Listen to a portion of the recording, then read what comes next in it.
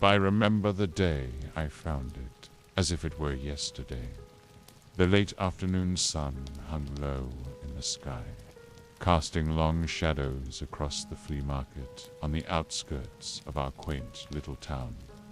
It was the kind of day where everything seemed still, the heat lingering, pressing down on everything.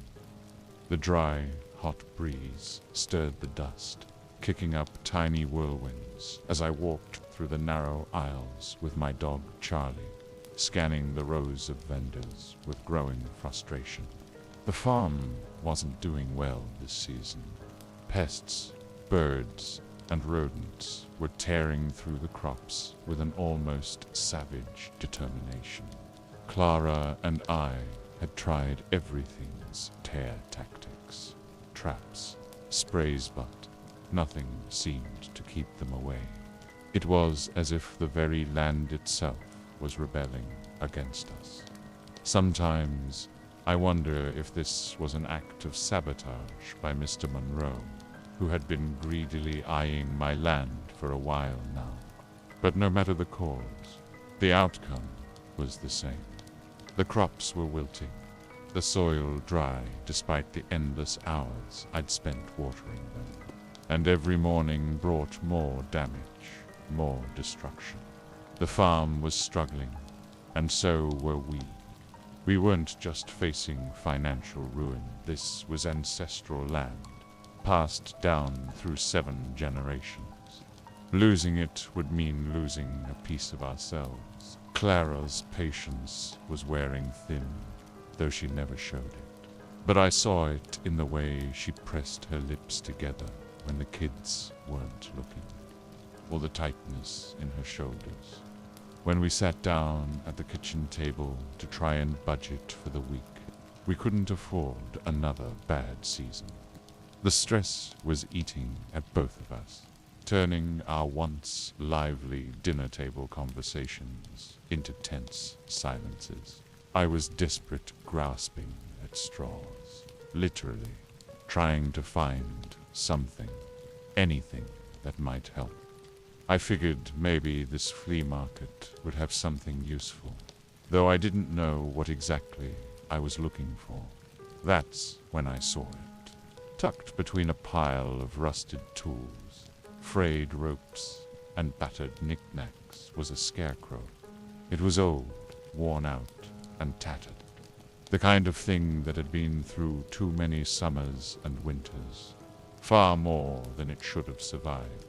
Its burlap face was faded, sun-bleached, and split in places, the frayed edges fluttering in the wind like dead skin peeling from an old wound.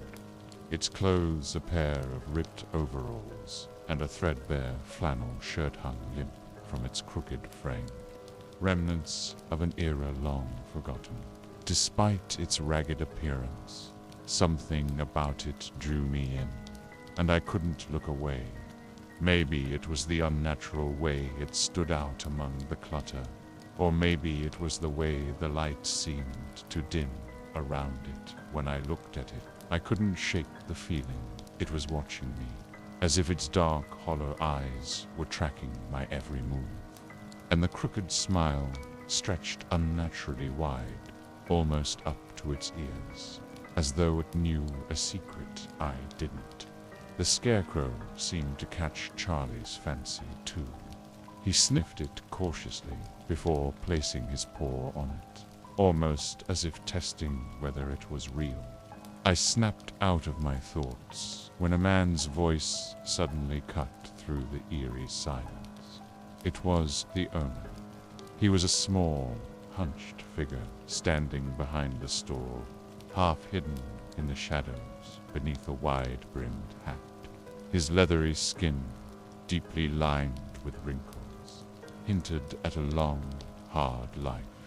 His face remained mostly obscured, his eyes concealed in the shadow of the hat, making it impossible to guess his age.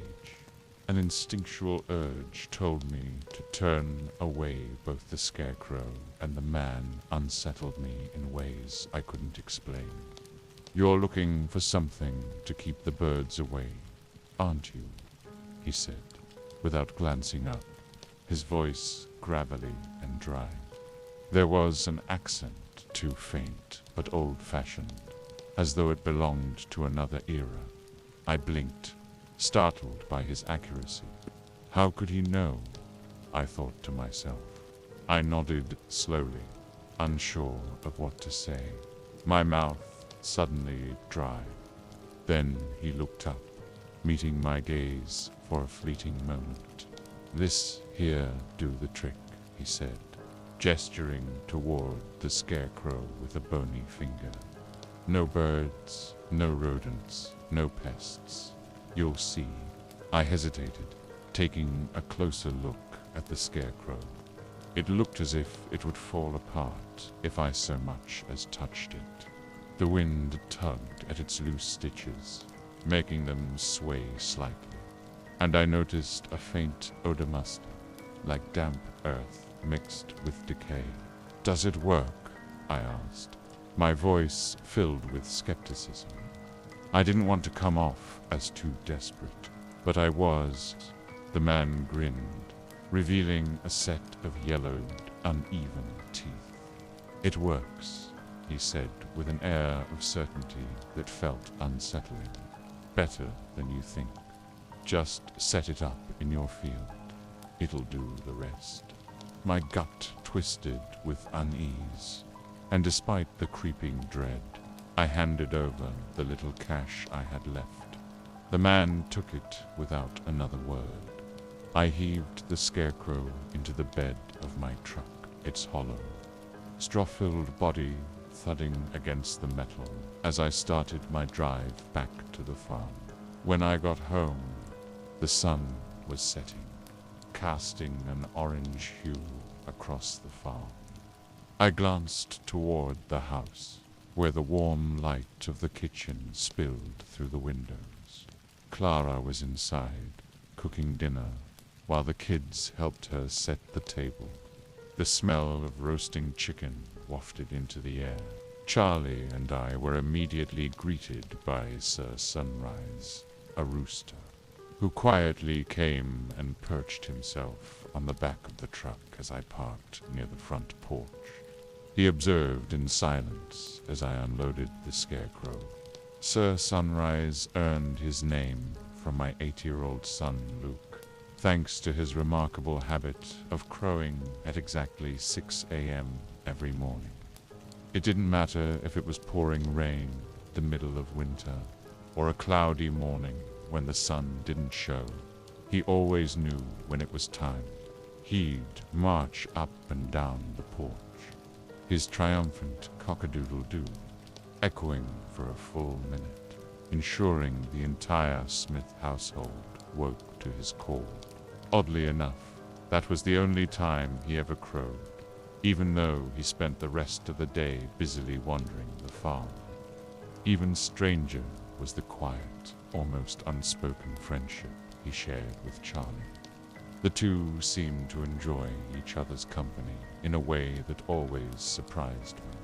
I hoisted the scarecrow onto my shoulders and made my way toward the field. The crops swayed in the soft evening breeze, rows of corn and wheat stretching out before me like sentinels. I chose a spot right in the middle, far enough from the house, but close enough that I could still watch it from the upstairs window. I attached the scarecrow to a wooden pole that was already planted deep in the soil. It stood crooked and eerie, its burlap face staring blankly at the sky.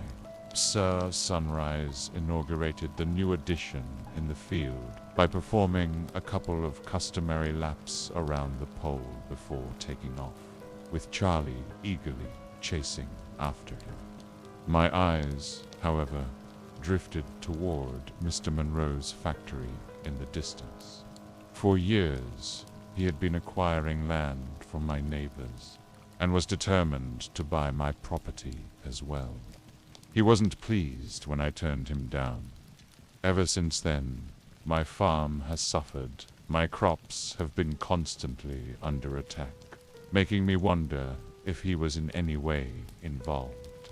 But without proof, all I could do was continue my work and hope things would eventually turn around. I took one last look at the scarecrow before walking back home to join my wife and kids for dinner. That night, sleep didn't come easily. I tossed and turned, my mind replaying the image of the scarecrow in the field motionless, seemingly unthreatening, yet somehow menacing. Every time I closed my eyes, I saw that stitched smile, wide and knowing, as though it was waiting for something. Was I expecting some sort of miracle from it? Is that why I felt this knot in my stomach? Because deep down, I knew I was acting out of desperation and not thinking rationally. The wind howled outside, rattling the shutters. But beyond that, there was silence. No crows cawing, no rustling in the crops. Just an unsettling, unnatural silence. Meanwhile, Clara slept soundly beside me. I noticed the cut above her eyebrow, even in the pale moonlight, a scar from her youth. Despite her challenging childhood, she had a gift for finding peace in chaos, while I remained a light sleeper, needing exhaustion to fall into a deep slumber. I rolled over, pulling the blanket tighter around me, and eventually drifted to sleep. When morning finally came, I stepped outside, half expecting to find the fields torn apart like before. But they were untouched. Not a single stalk was damaged. I looked toward the scarecrow, still standing in the same spot, and felt a wave of relief wash over me. Maybe the old peddler was right. Maybe it really was that effective. A couple more days went by, and the crops remained unharmed. Not a single bird or rodent dared to come near them. For the first time in months, I felt a glimmer of hope-lightness in my chest that I hadn't felt in ages. I didn't fully understand how a scarecrow could make such a difference. The results defied logic, but I wasn't about to question it now. Clara noticed the shift in my mood too, and began to believe again herself. She watched our children, Emma and Luke, play among the crops, their laughter ringing through the air like music after a long silence. It was as if the scarecrow had brought back more than just safety. For the crops it had brought back hope. But on the fourth night, things began to take a strange turn. I woke up in the dead of night to the sound of Sir Sunrise crowing loud, persistent, and completely out of character. He was never one to crow at night. His routine was always the same, like clockwork at 6 a.m. My body, heavy with sleep, resisted the urge to get up. I waited, hoping he'd stop, but Sir Sunrise kept going, his calls growing louder, more driven. With a groan, I dragged myself out of bed and stumbled toward the window, expecting to see him perched where he usually roosted. But instead, Sir Sunrise was on the front porch, pacing back and forth, his head bobbing furiously, crowing as if the morning sun was already shining. But the thing that made my stomach lurch wasn't him, it was the moon. It hung in the sky, casting a pale glow over the fields. The crops swayed gently in the breeze, bathed in a strange coppery light. It was only then that I realized it wasn't just any moon, it was a total lunar eclipse. The blood moon hung above, eerie and red, painting the field in a haunting glow. But what I saw next stopped me cold. The scarecrow, it wasn't where I had left it. For a moment, I just stood there, blinking, my tired mind scrambling to make sense of what I was seeing. I rubbed my eyes, squinted, even stepped closer to the window. But no matter how much I tried to rationalize it, there it was, standing at the far end of the Fireplace I had never placed it. My heart pounded in my chest. Who could have moved it, and why? Was it some prank? But who would come all the way out here in the middle of the night just for that?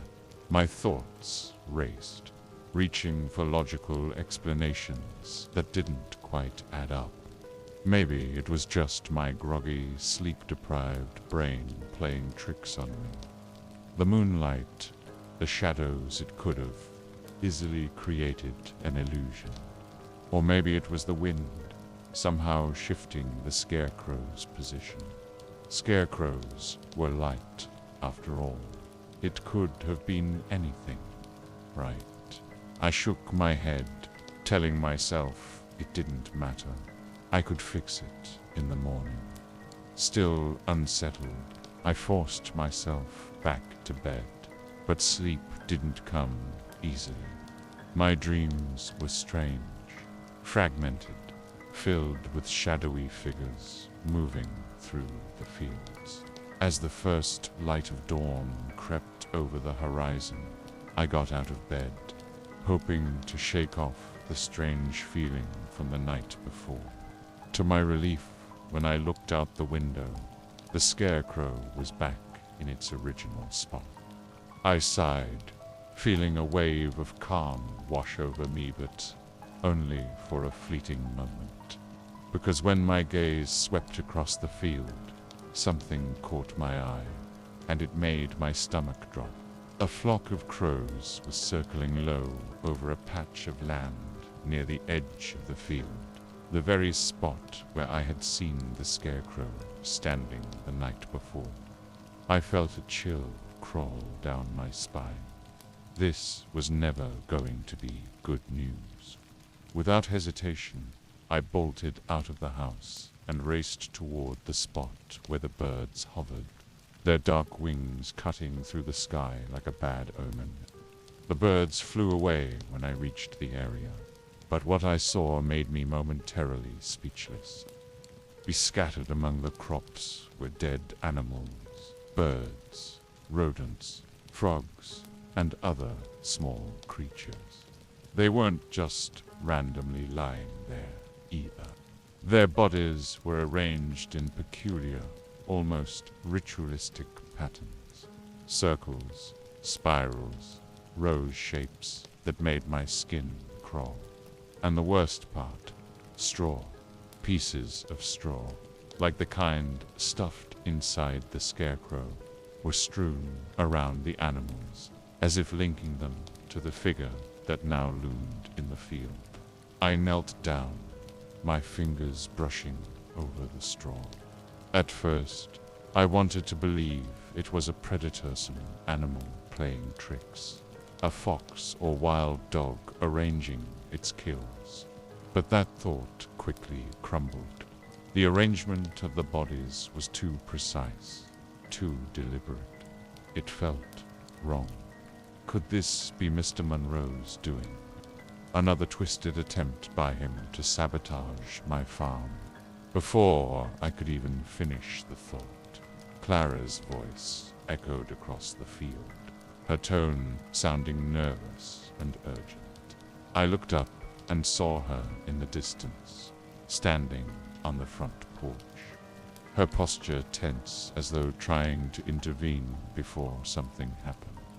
But the thick rows of crops blocked my view, making it impossible to see what had her so panicked. I set off again, this time heading back toward the entrance of my own house. As I got closer, the menacing growl of Charlie pierced the air. When I pushed through the last of the crops, I saw him engaged in a tense standoff. his fur matted and streaked with blood, growling fiercely at Sir Sunrise. The rooster was badly injured, his feathers in disarray and blood dripping onto the ground. He wobbled, struggling to stay upright, yet remained defiant, determined to hold his ground in the fight. But Charlie wasn't finished. Before I could intervene, he lunged at the rooster, clamping down on his throat with his teeth. With a violent shake of his head, I heard the sickening snap of bone. Charlie finally released him, and the lifeless body dropped to the ground. Horror washed over me as blood pooled around the carcass. Charlie cleared his throat a couple of times, and in slow motion, I saw him extend his tongue, licking the blood clean off the floor in one swift motion.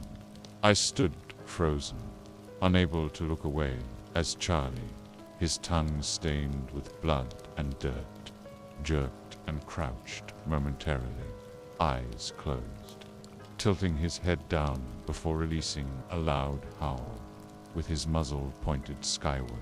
He then darted off into the field before I could pin him down. This all began the moment I brought that scarecrow home. What had been a curious purchase at a roadside stand had now morphed into a source of growing dread, its tendrils curling tighter around my mind. And what about the dead animals? Were they also Charlie's doing? I had no clear answers, and I reluctantly glanced at the scarecrow perfectly positioned in the middle of the field. The smile stretching across its face stirred an uneasy feeling in me. That is strike one, Patrick, a voice echoed in my head at that very moment. And for the first time, I considered getting rid of it.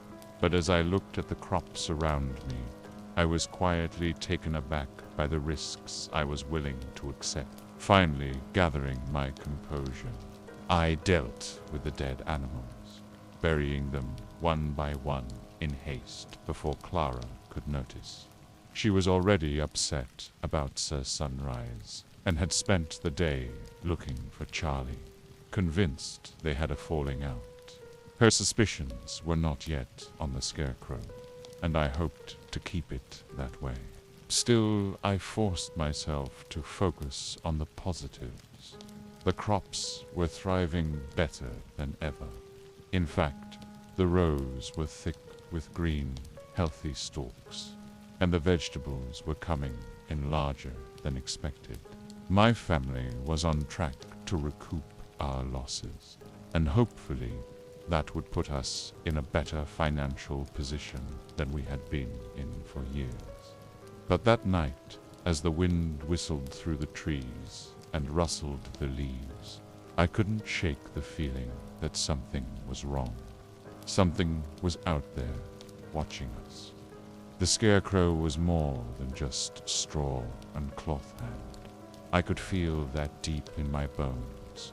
I pressed the pillow to my ears, desperate to drown out the sounds of the night and drift off to sleep. But then a loud, piercing howl shattered the stillness. It was Charlie, no doubt, somewhere out in the field in the distance, howling into the night. Somehow, I eventually succumbed to exhaustion and drifted off to sleep. But I was jolted awake by my daughter Emma's urgent voice calling for me. "Dad, come quick." Her frantic tone sliced through the morning calm like a knife, pulling me from my dreams. Heart racing, I scrambled out of bed and rushed outside. The sun was just beginning to rise, casting a pale light across the farm. I spotted Emma near the edge of the field, crouched next to Charlie. A wave of dread washed over me as I approached. There lay Charlie, lifeless and caked in mud, his front paws badly bruised and the flesh peeled back, exposing the jutting bones. It was clear he had been digging with a frantic desperation, and eventually died from sheer exhaustion. Next to him was a mound of sand, the grave, where Sir Sunrise had been buried. Emma looked up at me, tears streaming down her face. "I don't know what happened, Dad. I found him like this." The horror of the scene settled over me, a chilling weight in my chest. Clara soon joined us, and we decided to bury Charlie with Sir Sunrise, since they were pals, after all. Once everybody went back inside, I ventured into the field, holding a shovel in my hand, wondering what else I might uncover. As I walked through the field, I noticed small mounds of earth scattered around, like hastily made burial sites. It was all too clear now what Charlie had been doing throughout the night. With a shovel, I dug into one of the mounds and uncovered a dead pigeon. Another revealed a large rodent. The field was littered with these makeshift graves, and I couldn't even guess how many there were. When I turned, my stomach clenched. Luke was standing there, his face pale, eyes wide with fear. "What's going on, Dad?" he asked, his voice trembling with confusion as he looked around. I forced a smile, kneeling down and placing my hands gently on his shoulders. "Nothing to worry about, buddy," I said, keeping my tone calm. "Charlie was just being Charlie. We'll take care of it." For the next 15 minutes, I tried to reassure him, telling him he had to be strong, that growing up meant taking responsibility and knowing when to keep things to himself. "You're a man now," I said, "and sometimes we do what we have to protect the family. Don't mention this to Clara or Emma, okay? They're already worried enough." Luke nodded, but the unease in his eyes was hard to miss. I hated myself for what I was doing, lighting my own sunbutt, with a harvest only a couple of weeks away. I had no choice. The farm had to come first. As Luke slowly made his way back to the house, I glanced toward Mr. Monroe's property in the distance, and then back at the scarecrow. I felt a lump form in my throat. "That's strike 2, Patrick," I muttered to myself. I knew I couldn't handle another incident like this. If anything else happened, I'd have to start thinking seriously about other contingencies. Time was running out. Determined to put my fears to rest, I decided to keep watch over the field myself, alone in the dead of night. So the rest of the morning, I tended to the field, watering the crops and going about my usual farming routine. And when evening finally arrived, we all ate our meal in silence. One by one, everyone retreated to their rooms, while I remained vigilant. Once everyone was in bed, I grabbed my shotgun and crept up to the second floor, where I had a clear view of the entire field. I had already set up lights at the corners, so that I had sufficient visibility. I positioned myself at the window, determined to stay awake through the night. Hours ticked by slowly. The only sounds were the faint whisper of the wind and the occasional creak of the old farmhouse settling around me. My eyes eventually grew heavy, even as my body fought the exhaustion at every level. But I must have drifted off at some point, because when I opened my eyes again, I was startled by how still everything seemed. I instinctively glanced out the window, expecting to see the familiar silhouette of the scarecrow standing in its usual spot. But it wasn't there. My heart leaped in my throat as I scanned the field, and then I saw it moving. The scarecrow was moving, not walking, not stumbling, but drifting. It glided across the ground as if something unseen was pulling it, dragging it toward the far end of the field. Then it suddenly stopped, and to my horror, I saw the birds descend quietly around it. My hands trembled as I bolted out of the chair, shotgun in one hand and the old lantern in the other. I didn't wake Clara or the kids I didn't want to frighten them. But my pulse pounded in my ears as I sprinted into the field, the lantern swinging wildly in my arm. The scarecrow, now a distant silhouette, was still drifting, disappearing into the dark edges of the field. I sprinted after it, the lantern's glow swinging wildly in the darkness. When I reached the spot, I nearly dropped it. Dead animals lay scattered everywhere.